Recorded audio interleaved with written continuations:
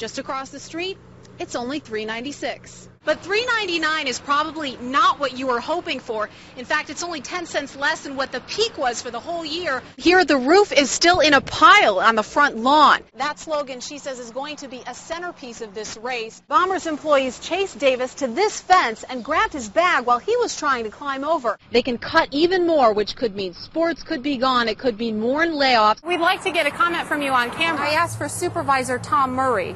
Nope.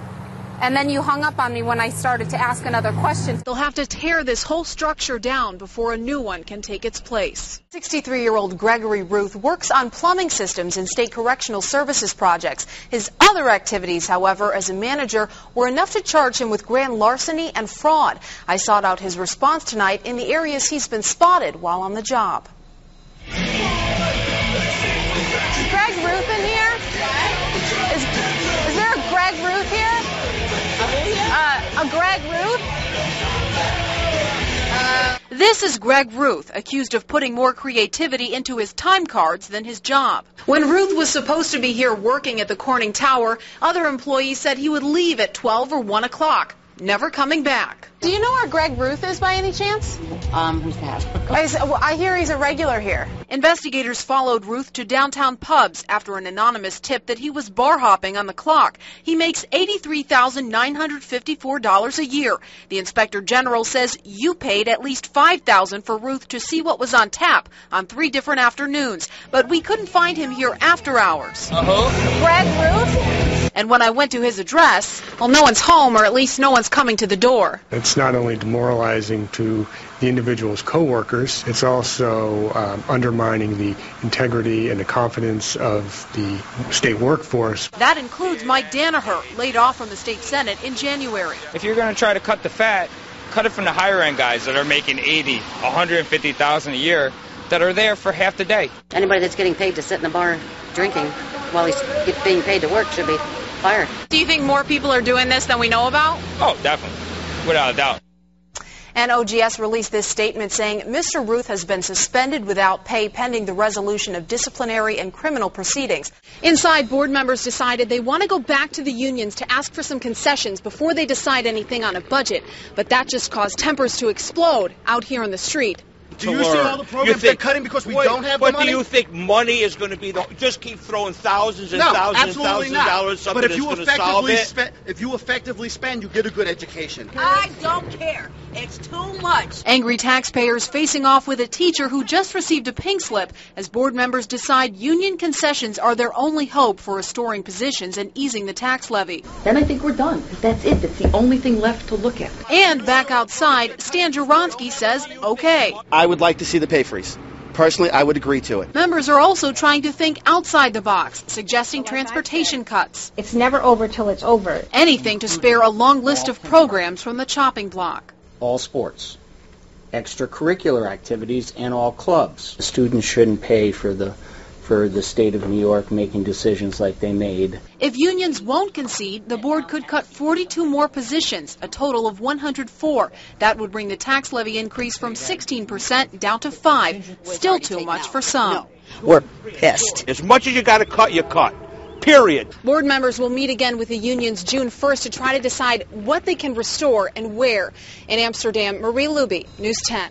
Tina Mesko last spoke to her cousin, James Carl Williamson Jr., Friday night. His voicemail box is full, and he isn't responding to her text messages. We are desperate. We are grasping at straws. It's like looking for a needle in a haystack. 46-year-old James may have been at work across the street from this Papa John's when the tornado hit. We never think it's going to hit somebody we know. Mm-hmm. And then one day... It does. Yeah, it's heart-wrenching. I called the Red Cross asking where Tina should look. I'm just trying to find out if there's anything I can do to try to help her track this relative down. And they pointed me online. This website, safeandwell.org, is a running list that the Red Cross is keeping of people who have checked in saying that they're okay. But there's a growing backlog, so a lot of people who have signed in with the Red Cross are not on this list yet. Can you tell me if you have a James see Williamson Jr. from Joplin, Missouri there. Tina's daughter has called 17 hospitals as far away as Colorado, none listing James as their patient. And she searched almost a dozen Facebook pages with lost and found faces from Joplin. It's very, very stressful. His 2 children, both in their 20s, are driving from Kansas City to Joplin to start their own search for their father. His children need to know that he's okay. James Williamson survived something most of us could never imagine. I helped his cousin find a picture of him to post online, and within hours, someone spotted him. Tonight, I interviewed him over the phone with the help of our sister station in Joplin, and we found a way to reconnect the family. Listen to it! The tornado blew James Williamson sideways in the air. He'd tied himself to a pole in the ground. Everything was just flying, and cars and trees and everything. It was just unbelievable. How lucky do you feel to be alive? You know, very. Sometimes I wish. There's a lot of people out there lost their lives. Williamson is trying to save the rest. So far, he's pulled 17 people from the rubble. It's like a battlefield. It's like a battlefield. There's no help. James had a special message for his cousin Tina, so I invited her here to the station to see the message for herself. I'd like to tell Tina and the rest of her sisters and brothers, which is Mark, Susie, and Lisa, that I love them very much. That's amazing. I'm so glad that I got to see that. I just want to hug him. And I can't imagine the pride you must be feeling at what he is doing. I'm very proud. But James isn't looking for recognition. Do you feel like you're a hero?